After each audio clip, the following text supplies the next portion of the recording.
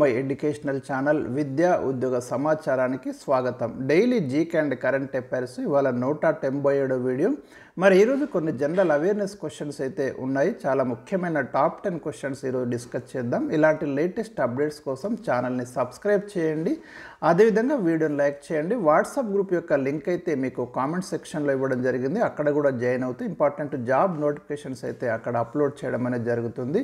So ఈరోజు first question వచ్చేసి మనకి ప్రపంచ పుస్తక దినోత్సవాన్ని ఏ తేదీన జరుపుకుంటాం? World book and copyright day కూడా ఇదే రోజున జరుపుకుంటామండి మనం. దీనికి జవాబు వచ్చేసి మనకి ఏప్రిల్ 23. ప్రతి సంవత్సరం ఏప్రిల్ 23న ప్రపంచ పుస్తక దినోత్సవాన్ని జరుపుకుంటాం. కొంతమంది ప్రముఖులు ముఖ్యంగా విలియం షేక్స్పియర్ జయంతి వర్ధంతి కూడా అదే రోజు ఉంటుంది. సో ఆ సందర్భాన్ని పురస్కరించుకొని యునెస్కో ఈ తేదీనైతే ప్రపంచ పుస్తక దినోత్సవంగా సెలబ్రేట్ చేయడం అనేది జరుగుతుంది. World book and copyright day కూడా ఇదే రోజున మనం జరుపుకుంటున్నాం. క్వశ్చన్ నెంబర్ 2, భారతదేశంలో ఏర్పాటు చేసిన మొట్టమొదటి మున్సిపల్ కార్పొరేషన్ ఏది? ఇది ప్రీవియస్ క్వశ్చన్ అండి. మనకి 1687లో మద్రాసు భారతదేశంలో ఏర్పాటు చేసిన మొట్టమొదటి మున్సిపల్ కార్పొరేషన్. ఈస్ట్ ఇండియా పాలనా కాలంలోనే మనకి ఇది మున్సిపల్ కార్పొరేషన్గా ఏర్పాటు చేయడం అనేది జరిగింది. క్వశ్చన్ నెంబర్ 3, ఐవీఆర్ విస్తరించండి. ఇది మీకు ముఖ్యమైనటువంటి ఆ ఫుల్ ఫామ్.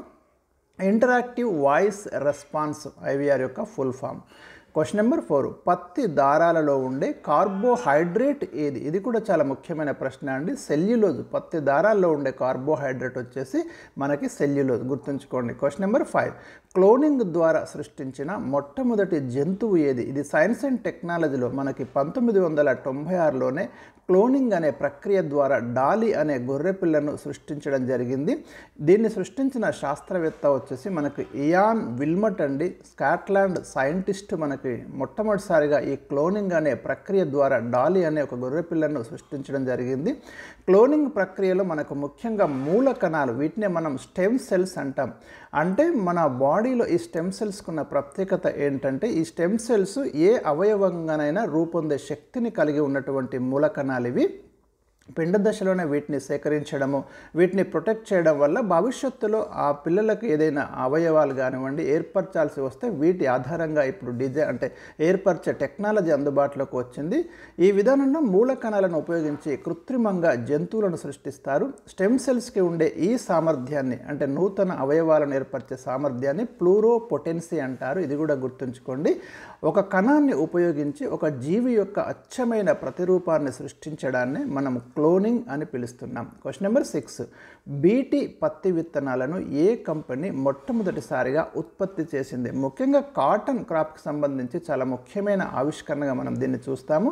బీటీ పత్తి విత్తనాలు మొట్టమొదటిసారి ఉత్పత్తి చేసిన కంపెనీ మోనోషాంటో కంపెనీ అండి. ఇది అమెరికాకు చెందినటువంటి కంపెనీ. ప్రస్తుతం ఇండియాలో మహికో కంపెనీ వీటిని ఉత్పత్తి చేస్తుంది.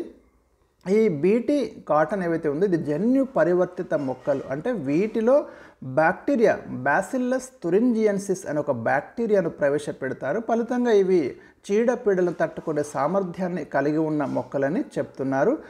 ఇది ప్రీవియస్ క్వశ్చన్ అండి. ఈ బీటీ కాట్ సంబంధించి ఏ బ్యాక్టీరియాను దాంట్లో జన్యు బ్యాక్టీరియాను మనకు దాంట్లో ఇంట్రడ్యూస్ చేశారు, ఇంజెక్ట్ చేశారనే క్వశ్చన్ అయితే గతంలో కూడా మనకి ఉంది, గుర్తుంచుకోండి. బాసిల్లస్ తురింజియన్సిస్ అనే బ్యాక్టీరియాను ఈ సీడ్స్లో ప్రవేశపెట్టి ఇలాంటి క్రాప్ను అయితే ఉత్పత్తి చేయడం అనేది జరుగుతుంది. క్వశ్చన్ నెంబర్ 6, పీసీఆర్ విస్తరించండి. పీసీఆర్ ఫుల్ ఫామ్ వచ్చేసి మనకు పాలిమరేజ్ చైన్ రియాక్షన్ అండి. కొన్ని వ్యాధుల నిర్ధారణలో దీన్ని ఉపయోగిస్తున్నారు ఈ టెక్నాలజీని. అదేవిధంగా మీకు డిఎన్ఏకు సంబంధించి కానివ్వండి, జన్యు ఉత్పరివర్తనాలకు సంబంధించి కానివ్వండి ఈ సాంకేతిక విధానాన్ని అయితే వాడుతున్నారు. Question number 7, which is the oldest stock exchange in India? Stock exchange అంటే షేర్ల యొక్క లావాదేవీలకు సంబంధించినటువంటి ఎక్స్చేంజ్ అండి. భారతదేశంలోనే కాదు ఆసియాలోనే మొట్టమొదటి స్టాక్ ఎక్స్చేంజ్ వచ్చేసి మనకు బాంబే స్టాక్ ఎక్స్చేంజ్. ఇది ప్రీవియస్ క్వశ్చన్. దీని యొక్క హెడ్ క్వార్టర్ వచ్చేసి మనకి ముంబైలో ఉంది. ఇది ఎప్పుడు ఎస్టాబ్లిష్ చేయబడిందంటే మనకి 1875లో బాంబే స్టాక్ ఎక్స్చేంజ్ అనేది ఏర్పాటు చేయడం జరిగింది. ఇది Bombay stock exchange founded by Premchand Roy Chand అండి. దీని ఒరిజినల్ నేమ్ వచ్చేసి the native share and stock brokers association, BSE అంటాం. Bombay stock exchange. ఇక ఇండియాలో నేషనల్ స్టాక్ ఎక్స్చేంజ్ కూడా ఉంది, దీన్ని NSE అంటాం. ఇది 1992లో ఏర్పాటు చేయబడింది.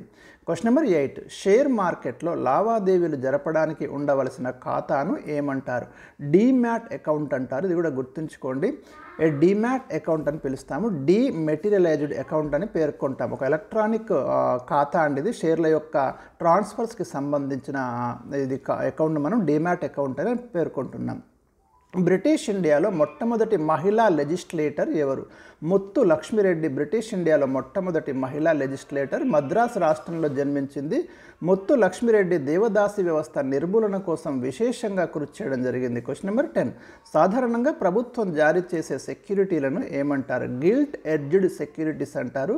ప్రభుత్వాలు మరియు ఇతర ఉన్నత స్థాయి సంస్థలు జారీ చేసే బాండ్లు. ఇవి సాధారణంగా తక్కువ రిస్క్ కలిగి ఉంటాయి. ఈ బాండ్లు స్థిరమైన ఆదాయం మరియు అధిక భద్రత కోసం పెట్టుబడిదారులకు నమ్మకమైనటువంటి మార్గం. ఈ గిల్ట్ ఎడ్జ్డ్ సెక్యూరిటీస్ అంటే రిస్క్ లేనటువంటి సెక్యూరిటీస్ అండి. ఇవి పర్చేజ్ చేస్తే కనుక నష్టభయం తక్కువ అని పేర్కొంటుంటారు. ప్రభుత్వం జారీ చేసే సెక్యూరిటీలని మనం గిల్ట్ ఎడ్జ్డ్ సెక్యూరిటీస్ అని పిలుస్తాం.